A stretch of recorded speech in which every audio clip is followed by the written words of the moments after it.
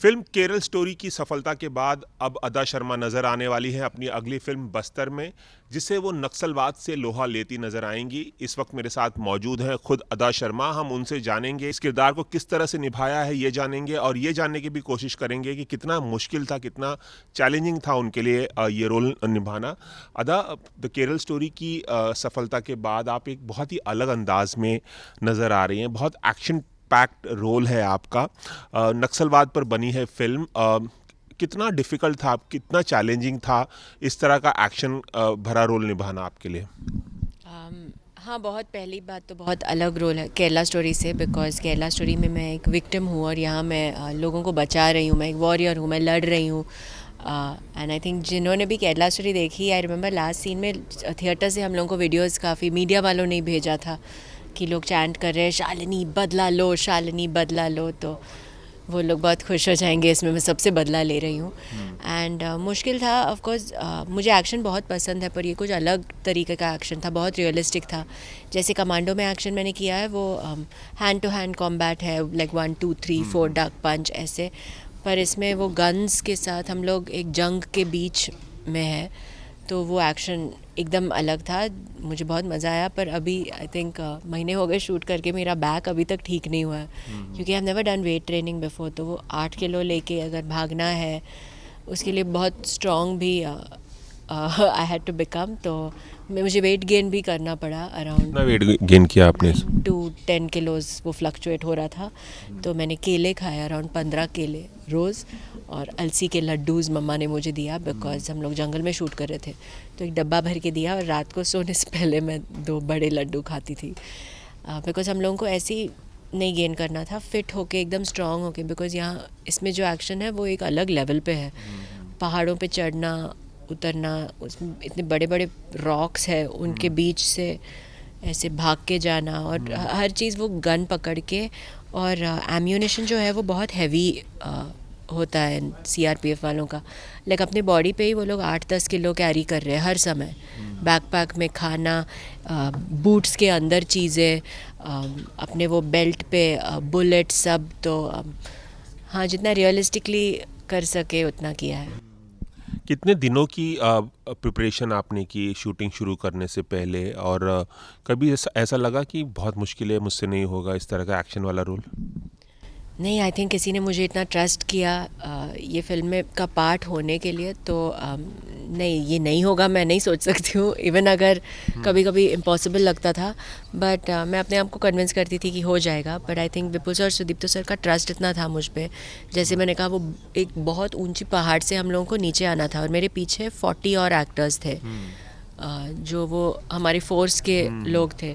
तो वो मुझे पूछ रहे थे कि हम लोग नीचे कैसे आएंगे, बड़े पत्थर है, अगर पैर जाएगा तो टूट सकता है पैर। मोच भी नहीं, बिकॉज इतना डीप था। तो मैंने सुदीप्तो सर से पूछा, ऐसे सर कैसे उतरेंगे? ही सर आधा you will do it.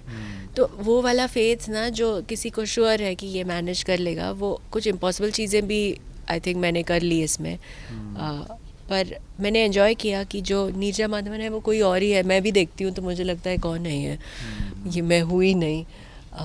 And I think वही है एक एक्टर का ड्रीम, कि आप ऐसे रोल्स करो कि आप रियल लाइफ से एकदम कोई और ही लगो। अदा, बहुत सारे लोगों को अभी तक नहीं पता कि नक्सलवाद एक्चुअली में होता क्या है।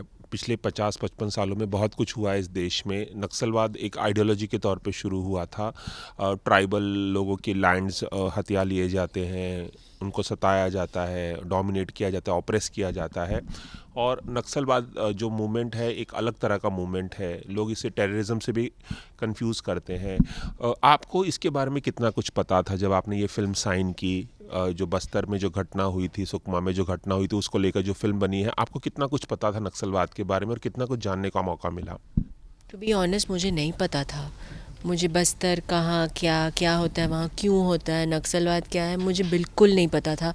एंड इट्स सो सैड, शर्म की बात है कि मैं ये देश में रहती हूँ और मुझे पता नहीं है, बिकॉज हम अपने शहरों में रहते हैं। एंड हम लोगों को लगता है कि जो हमारे आसपास वो वायलेंस हो रहा है वो ही, या हम लोग ने कुछ पढ़ा है यहाँ पे या न्यूज़ चैनल्स में देखा। पर हम लोग सब अपने सोशल मीडिया पे बैठे रहते हैं, और ये इंसिडेंट्स, जैसे रियल लाइफ विक्टिम्स ने भी कहा, ये दबी जाती है जब भी 2 और 3 लोगों के साथ ये होता है। तो वो इंसिडेंट्स एकदम से मीडिया तक पहुंचती भी नहीं है, तो इट्स वेरी सैड, पर मुझे नहीं पता था ये, और अब पता चल चुका है।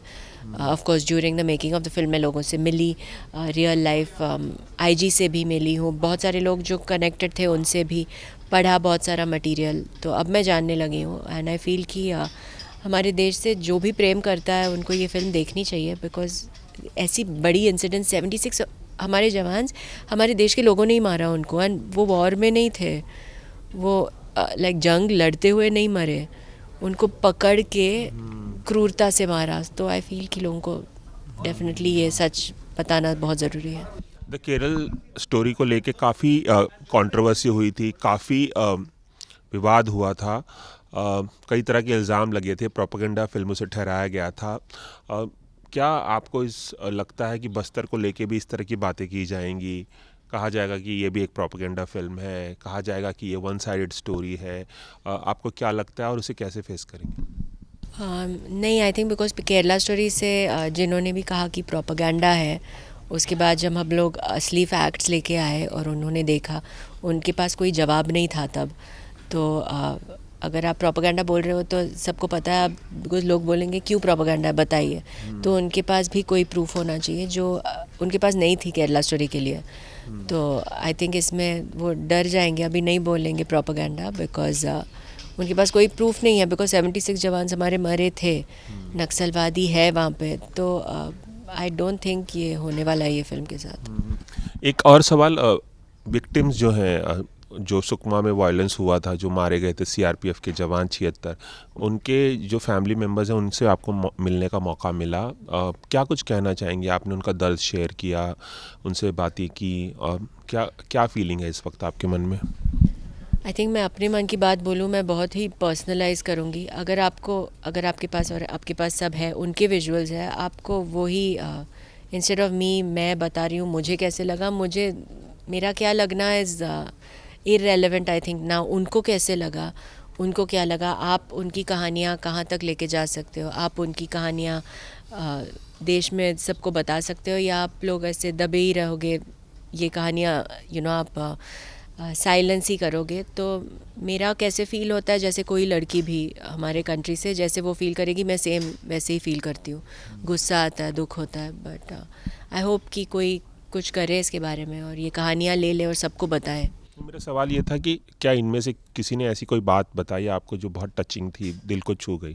बस आखिरी सवाल। हर बात आई थिंक, उनकी आँखों का दर्द देखो, बिना बोले ही कितना कुछ कह देते हैं। और एक आई थिंक उन्होंने कहा, और कैसे नॉर्मली उन्होंने कहा कि हाँ, और वो उनकी डेथ हो गई। इवन वो इतना हार्ड हिटिंग है कि आप इतने स्ट्रेट ऐसे बोल सकते हो। तो इतना दर्द देखा होगा, इतना पेन देखा होगा और इतना वायलेंस देखा होगा, अगर आप ऐसे ही सबके फेस पे देख सकते हो और बोल सकते हो कि मेरे डैड उनकी डेथ हो गई, आई फील हाँ। तो बस जाते जाते कि आखिरी सवाल, द केरल स्टोरी बहुत बड़ी हिट फिल्म साबित हुई थी, आपके करियर की सबसे बड़ी हिट फिल्म रही है वो।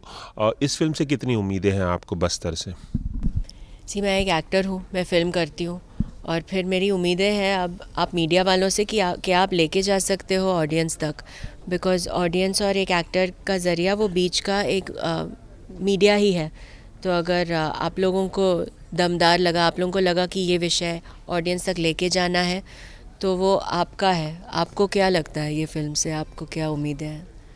मैं आपको पूछ रही हूँ, आपको क्या उम्मीद है? मुझे पूछ रहे हैं, ये तो दर्शकों पे है अब कि वो क्या सोचते। कि मीडिया है जो दर्शक और एक एक्टर के बीच में है, तो अगर आपको लगी, जैसे केरला स्टोरी देख के सबको लगा कि हाँ ये विषय हम लोग ऑडियंस तक लेके जाएंगे, तो अगर आपको आज ये सब देख के अगर आपको लगा कि ये ऑडियंस तक लेके जाना चाहिए, तो बहुत ही बेहतरीन होगा आई थिंक। चलिए, हमारी तरफ से बहुत बहुत शुभकामनाएं इस फिल्म के लिए। आप जो उम्मीद करती हैं, आपकी उम्मीद पूरी हो, यही कह सकते हैं हम। बहुत बहुत शुक्रिया। Thank you so much. Cameraman Irfan के साथ रवि जैन, एबीपी न्यूज़, मुंबई।